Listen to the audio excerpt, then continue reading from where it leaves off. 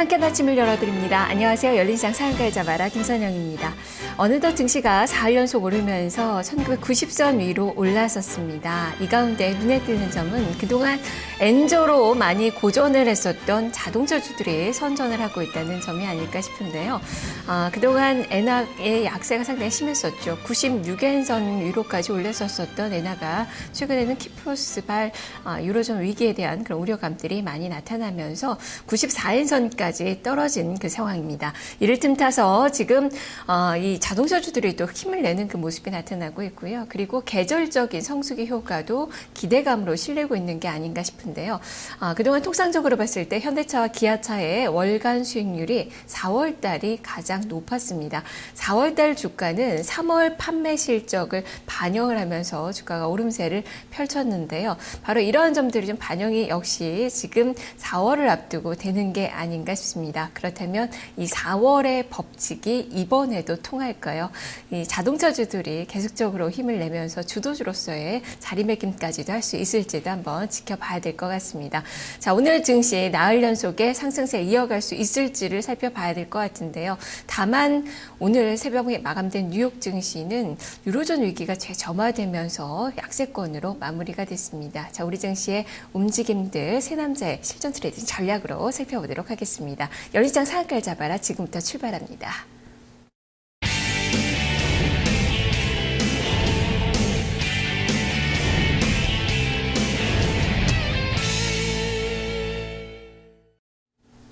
세 남자의 실전 트레이딩 전략입니다. 박승용 전문가입니다. 전문가님 안녕하세요. 네, 안녕하세요. 네, 우리 증시 좀 많이 달려왔는데 지금 2000선을 앞두고 있습니다. 여기다가 또 해외 증시는 좀 주춤거리는 모습이고 또 잠잠했었던 또 유로존에서는 조금씩 또 우려감들이 나타나고 있어요. 우리 증시 어떤 영향을 미칠지 하나하나 살펴보도록 하겠습니다.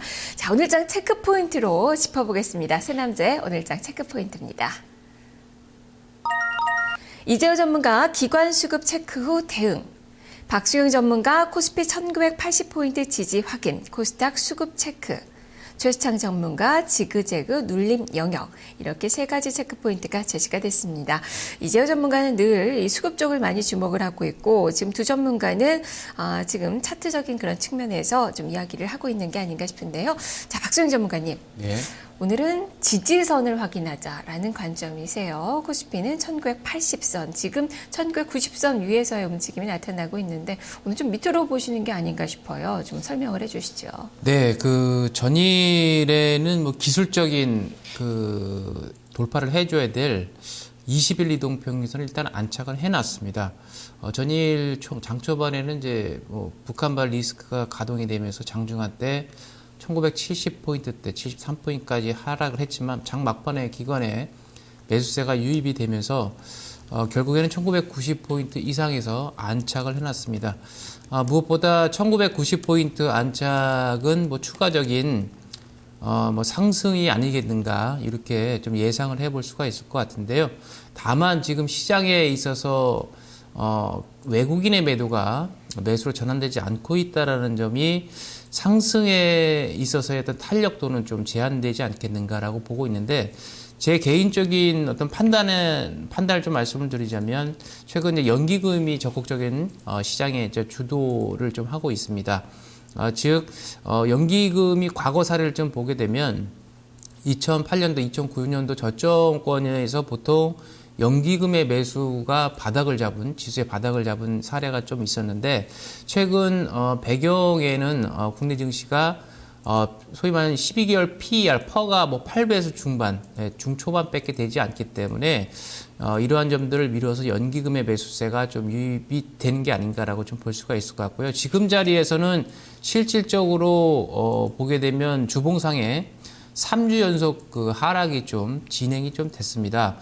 그리고 5주선, 소위 말하는 이제 5주선을 이탈하고 이번 주는 이제 5주선을 안착하느냐의 여부인데 내일 금요일이죠. 내일 이제 주봉의 차트를 만드는 날인데 1992포인트, 그러니까 1990포인트 이상만 종가로 내일 그 마감을 하게 된다면 시장은 다시 한번 점진적인 상승으로 접어들지 않겠는가라고 보고 있습니다. 단 하나 1980포인트 지지 여부는 소위 말해서 이제 단기적인 전략상 5일선을 지지하느냐의 여부인 것 같습니다. 그래서 만약에 장중에 또 출렁거린다고 하면 1980포인트 때는 오히려 매수 권역으로 좀 판단을 하고 있는데요. 역시 뭐 매수로 대응을 좀 해야 되지 않을까라고 좀 보고 있고, 최근 시장에 있어서 수급적으로 실질적인 그 외국인의 매수세가 본격화돼야 시장은 상승 쪽으로 강한 상승 랠리를 펼 수가 있는데, 다만 아쉬운 것은 외국인의 매수가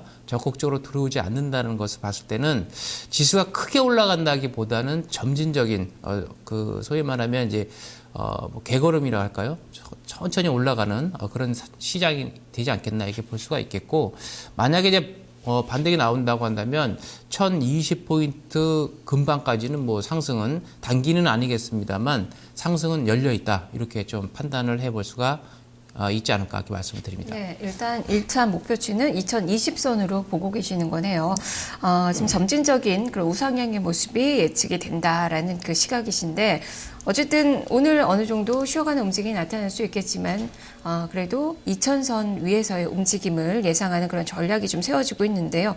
코스닥 시장의 경우에는 좀 어떻습니까? 지금 코스닥 수급을 체크를 하자라는 말씀 좀 해주셨는데, 코스닥 시장이 지금 유가증권 시장에 비해서는 또 많이 약한 모습이 펼쳐지고 있고, 수급도 외국인 투자가들의 매수가 최근에 계속적으로 들어오다가 요즘에는 매수 매도가 반복되는 그 모습이 나타나고 있어요. 많은 변화가 있는데 어떻습니까? 네, 그렇습니다. 그 코스닥의 경우에는 최근 외국인들이 뭐 2월 이후에 연속 매수하다가 최근에는 매수와 매도가 엇갈리고 있죠. 하루는 매수했다가 하루는 매도하고.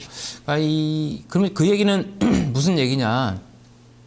라고 봤을 때 소위 말하면 좀 완급 조절을 하고 있는 게 아닌가 이렇게 좀 판단을 해볼 수가 있습니다.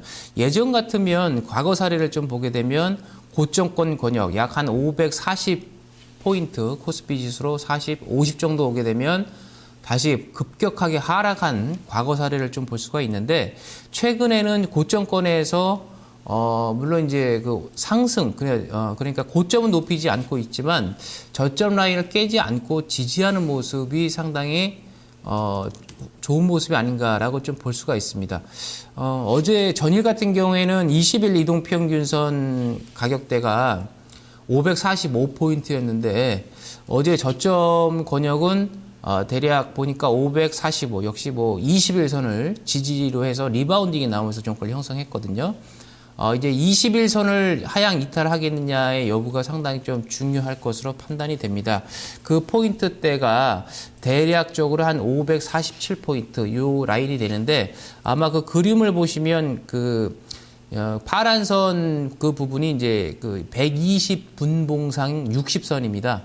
만약에 그 라인이 하향 이탈했을 경우에는, 종가상 하향 이탈했을 경우에는 하방은 대략 540포인트 내외까지는 일단 열려 있다, 이렇게 좀 판단이 되기 때문에 이번 주 뭐 주봉을 만드는 날이기도 하죠. 내일 모레 주봉, 월봉 같이 만드는 날인데요. 무엇보다도 이 주봉상에서의 그 저점 구간이 대략적으로 봤을 때 5주선이 546포인트입니다. 그러면 내일까지 546포인트가 지켜낸다고 한다면 월봉상의 어떤 흐름을 보게 되면 캔들은 좀 작게 형성은 좀 되고 있지만 오히려 4월 달을 기대할 수 있는 그런 장이 아니겠냐. 무슨 말이냐면 2월 달 상승하고 3월 달을 좀 쉬어가면서 4월 달에 추가적인 반등을 하기 위한 숨고르기 달, 이렇게 해석을 할 수가 있는 부분이거든요. 단 하루, 오늘 하루만 기술적으로 보게 되면 21선 547, 546 여기 라인만 깨지 않는다면 당분간 코스닥의 강한 흐름이 좀 그 2월 달처럼 강한 흐름이 당장은 나오지 않는다 하더라도 다음 달서부터 다시 한번 고점을 높이는 점진적인 상승을 좀 기대해 볼 수 있는 시장이 코스닥 시장이 아니겠는가, 이렇게 해석을 할 수가 있겠고, 그 과정에서 단 하나 외국인의 본격적인 매도가 나오면 안 됩니다. 그래서 항상 수급적인 체크상 외국인들의 매도 규모를 봐야 되는데요. 그리고 연속적으로 매도가 나오는지, 최근에는 하루는 매수했다가 하루는 매도했다가 이렇게 번갈아 하는 것은 소위 말하는 이제 그 뭐랄까요, 소위 말하는 뭐랄까, 이쪽 손을 갖다 저쪽 손 가는 뭐 공기놀이와 같은 뭐 그런 흐름이라서 꼭 나쁜 건 아니다, 이렇게 봐야 될 것 같고, 이제 4월 이후에는 이제 외국인들의 포지션이 어떤 쪽으로 가느냐에 따라서 시장은 강한 흐름도 기대해 볼 수 있는 게 코스닥 시장이 아닌가 이렇게 말씀드립니다. 그만큼 지금 외국인 투자자들은 방향성 매매를 하고 있는 그 상황은 좀 아닌 것 같은데 540선 그래도 개인적으로는 유지가 될 것을 지켜줄 것으로 보고 계시는 거죠. 일단은 540포인트라는 그 지수 때는 제가 볼 때는 아까도 이제 그림상에서 보셨듯이 60선이거든요. 이게 무슨 얘기냐면 120 분봉상 120선이거든요. 근데 이 라인이 지켜내야 될 선이고 추세의 어떤 그 상단부의 하단이기 때문에 추세 하단에 지지를 해줘야 될 라인이기 때문에 제 개인적으로 봤을 때는 전반적인 그 시장의 여건을 봤을 때 지켜낼 가능성이 좀 높지 않아요. 물론 장중에는 보통 이제 투매 형식으로 내려갔다가 반등이 나올 수도 있겠지만 지켜질 가능성이 좀 높지 않을까 이렇게 보고 있습니다. 네.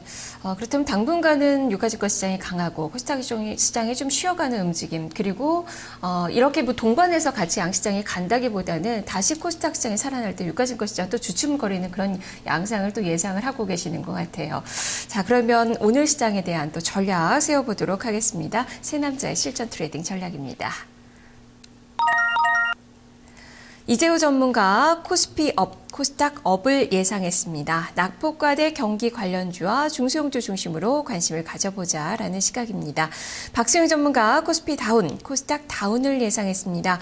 화학과 건설, 바이오, 제약주에 대한 매수를 공략을 해보자라는 시각입니다. 최수창 전문가 코스피 다운, 코스닥 업을 예상했습니다. 반등 추세가 유효하다라는 의견인데요. 눌림 시에 매수 기회로 활용을 해보자라는 시각을 전했습니다. 자, 오늘 전문가들 시각은 시장에 대한 그 지수에 대한 시각은 좀 많이 엇갈리고는 있는데 모두 매수의 관점에서 전략들이 제시가 되고 있습니다. 박수미 전문가님, 세 전문가 중에서 가장 보수적으로 시장을 보셨어요. 코스피 다운, 코스닥 다운을 예상을 해주셨는데요. 오늘 좀 트레이딩 전략 구체적으로 말씀해 주시죠. 네, 일단 전일에 보게 되면 이제 그 기관들 특히 이제 연기금에서 코스피를 좀 강하게 좀 매수를 좀 해주었습니다. 오늘 하루를 보면 좀 다운되지 않겠는가라는 좀 먼저 의견을 좀 드리고 싶고요. 최근 흐름은 코스피가 코스닥보다 훨씬 강한 흐름이 좀 연출되고 있는데 무엇보다 이제 밸류에이션상 좀 싸지 않느냐라는 관점인 것 같습니다. 전일 같은 경우에는 일단 코스피의 경우에 물론 이제 최근 장은 전차라고 그러죠. 과거 전차, 전기전자와 자동차가 좀 이끄는 장이 됐는데 무엇보다 지금 최근에 그 업종에 있어 밸류에이션이 좀 계속 낮아지고 있는 업종이긴 합니다만 화학 같은 경우에도 이제 서서히 바닥을 좀 잡아가는 게 아닌가 이렇게 좀 판단이 돼서 화학에 대한 단기 트레이드 관점에서의 어떤 접근 전략이 좀 유리해 보이지 않을까 코스피 시장에서는 그렇게 보고 있고요. 또 하나를 보게 되면 그 추경 예산이 좀 많이 예상보다는 줄어들었습니다. 보통 10조까지 추경 예산을 좀 늘리지 않겠나라고 봤는데 오늘 보니까 5, 6조로 대폭 좀 줄어들긴 했습니다만 역시 경기 활성화에 따라서 건설업종 같은 경우에 단기적으로 상승 흐름이 좀 전개되지 않을까 이렇게 좀 보고 있어서 코스피에서는 역시 화학이라든가 건설에 좀 단기적인 관심이 좀 필요한 시점이라고 좀 말씀을 좀 드리고 싶고요. 오늘 이제 트레이드 전략상으로 보게 되면 코스닥 같은 경우에는 계속 언급을 좀 해드렸던 것은 실적을 감안한 IT 부품주를 좀 언급을 해드렸는데 오늘은 제약바이오에 대해서 좀 계속 관심을 좀 가져야 되지 않을까라고 좀 보고 있는데 코스닥 같은 경우에 최근 IT 부품주들이 조금 쉬어가는 어떤 흐름들이 좀 나타나고 있습니다. 하지만 제약이라든가 바이오, 특히 바이오 쪽에서는 계속 돌아가면서 순환매 어떤 형태로 상승 진행이 좀 되고 있기 때문에 역시 코스닥에 계속 관심을 가져야 되고 오늘도 역시 만약에 밀려준다면 바이오에 대한 그 공략은 그 중에서도 특히 이제 기관들이 선호해서 들어오는 종목들이 좀 있습니다. 그런 종목에 대한 매수가 좀 필요한 시점이 아니겠는가 이렇게 말씀을 드립니다. 네, 오늘 추가 경정 예산이 발표가 있는데 지금 시장에서 속보로 나오고 있는 그런 얘기는 10조 원 플러스 알파다라는 이야기가 나오고 있어요. 지금 자세한 이야기는 발표를 들어봐야 될 것 같긴 한데요. 일단 기대감 상당히 높아서 이런 부분이 오늘 시장에 좀 모멘텀으로 작용하지 않을까 또 이런 정책 수요주들이 많이 움직이지 않을까라는 그런 생각을 좀 가져보게 되는데 어떻습니까? 그렇습니다. 만약에 제가 아까 조금 전 오기 전까지만 하더라도 한 5, 6조 원으로 줄어들 것이라는 좀 얘기가 전망이 나왔었는데 오히려 플러스 10조 플러스 알파라고 한다면 보통 이제 그 정부에서 어떤 그 경기 활성화 정책이 좀 발표가 되면 그 시점이 바닥으로 터닝해가지고 지수가 상승하는 경우가 얘가 좀 많이 있었기 때문에 만약에 이제 어떻게 결론이 지어지느냐에 따라서 시장의 반응이 좀 나오지 않겠는가 이렇게 좀 판단을 할 수 있을 것 같습니다. 알겠습니다. 그러면 어떤 종목을 투자를 해봐야 될지 종목을 살펴보겠습니다. 새 남자의 실전 트레이딩 종목입니다. 이재호 전문가 카프로, JC, RF텍을 제시했습니다. 박지영 전문가 금호석유, 현대건설, 메디톡스를 봤습니다. 최수창 전문가 액트, 네페스, 현대모비스를 제시했습니다. 사이즈는 조금 더 커진 그 모습인데요. 자, 박지영 전문가님, 오늘도 네. 대형주를 많이 보고 계시네요. 예, 네. 설명을 해주시죠. 네, 일단 아까도 이제 잠시 말씀드렸습니다만 화학업종 같은 경우에 사실 1분기 실적 전망치는 그렇게 밝지는 않습니다. 다만 충분히 이제 가격적인 메리트가 좀 온 것으로 판단이 되고 있는데 금호석유 같은 경우에는 예를 들어서 뭐 그 기관들이 계속해서 좀 들어오고 있는 어떤 상태라고 좀 보고 있고요. 그다음에 LG 화학 같은 경우에도 최근 바닥권에서 뭐 뚜렷한 그 방향성 없이 바닥을 좀 다지는 국면이 아닌가 이렇게 보고 있어 화학업종들이 한 번 정도 좀 일어서는 단계가 아니겠는가 이렇게 볼 수가 있겠고요. 역시 뭐 추경 예산과 함께 경기 활성화의 그 반응을 좀 보일 수 있는 것들은 건설업종이 아닌가 이렇게 좀 판단이 됩니다. 최근 뭐 현대산업 같은 경우에 뭐 시세 변동성이 좀 커지면서 상승하는 어떤 흐름이 좀 그 폭이 커지는 그런 단계인데 일단 뭐 그 해외 대형 건설사 특히 뭐 현대건설이라든가 그다음에 삼성물산 뭐 이런 종목군들이 최근에 시장보다는 좀 강한 그러니까 업종 내에서는 좀 강한 흐름이 좀 나오고 있어서 이런 종목을 좀 눈여겨봐야 될 시점이 아닌가. 단 하나 뭐 길게 끌고 갈 수 있는 라인은 아니고요. 만약에 외국인들이 이제 2020포인트 이상에서 이제 매수로 전환이 됐을 경우에는 추가적인 뭐 반등이 나올 수 있겠습니다만 상반기 내내 뭐 외국인들의 매수가 쉽게 나올 수 있는 부분이 아니라서 제가 판단하기에는 뭐 트레이드 관점에서 대형주들 좀 보셔야 되지 않을까 이렇게 보고 있고요. 제약바이오 중에서는 최근 이제 메디톡스를 좀 보고 있는데 21선에서의 어떤 지지가 좀 나타나고 있고 과연 이제 앞전 고점을 돌파하느냐 여부인데 역시 수급적인 언급을 좀 드리는 종목들입니다. 기관들이 그래도 꾸준히 저점권에서 21선에서 매수에 좀 들어오고 있는 단계라서 역시 바이오 업종에서는 실적을 감안한 메디톡스 정도를 좀 보셔야 될 것 같고 최근 한 차례 그 큰 폭의 조정이 좀 나온 연후에 기관의 매수세가 좀 들어오고 있는 시젠 같은 경우에도 아직까지는 뭐 가격적인 부담을 갖고 있는 라인은 있습니다. 7만 원대 이상이 좀 부담 갖고 있습니다만 수급적인 논리상 한 번 정도 반등이 더 추가적으로 나오지 않을까 판단이 되기 때문에 시젠 같은 경우도 관심을 좀 가져야 되지 않을까 이렇게 말씀을 드립니다. 네, 이렇게 6종목을 말씀해 주셨는데요. 자, 그러면 이 중에서 추천주 한 종목 골라주시죠. 네. 뭐 화학업종을 계속 말씀드렸으니까 화학업종을 좀 말씀을 드리도록 하겠습니다. 금호석유의 경우 금호석인데요. 최근 주가의 흐름을 좀 보게 되면 작년 11월 달에 저점 구간에서 리바운딩이 얼마 전부터 나오고 있습니다. 뭐 그 실적을 기반으로 한 종목은 아니라는 점을 먼저 말씀을 좀 드립니다. 가격적인 메리트가 있는 종목이라고 좀 보고 있고요. 그 다음에 보게 되면 이제 낙폭과대에 따른 이제 기술적인 반등 구간에 좀 들어온 종목이기 때문에 조금 더 상승 여력이 좀 남아 있지 않을까라고 보고 있고 아까도 말씀드렸던 것처럼 기관의 선침해성 매수가 최근 좀 들어오고 있다는 점이 긍정적이라 제가 볼 때는 한번 관심을 가져야 될 종목이 아닌가 이렇게 말씀을 드리겠습니다. 예, 그렇다면 가격 전략까지 좀 세워볼까요? 반등세 어느 정도까지나 이어질까요? 네, 일단 그 뭐 매수는 한 10만 5천 원 정도 내외에서는 좀 매수가 가능할 것으로 판단이 되고 있고요. 기술적인 흐름을 보게 되면 지난 그 연초죠. 13만 원대, 14만 원대까지 반등은 나왔습니다. 거기까지는 좀 볼 수가 없을 것 같고 하나의 마디를 보게 되면 2월 달 고점 구간이 12만 원대를 좀 돌파하는 후에 다시 빠졌습니다. 그렇다면 추세 때보다 이제 기술적인 흐름상 61선이 놓여 있는 자리 살짝 돌파하는 시점이 좀 부담이 되지 않겠는가 판단이 돼서 목표가는 11만 7천 원 이렇게 좀 제시해 드리겠고요. 손절가는 가격적인 가격적으로 지켜내야 될 10만 원 선 이렇게 좀 말씀을 드립니다. 알겠습니다. 말씀 잘 들었습니다. 감사합니다. 네, 오늘 장의 추천주는 금호석유입니다. 목표 주가 11만 7천 원, 200일선 정도까지 보시면 될 것 같고요. 손절 가격 10만 원으로 제시가 됐습니다. 세 남자의 실전 트레이딩 전략을 살펴봤습니다. 자, 이어서 오늘 장 주요 일정을 알아보겠습니다.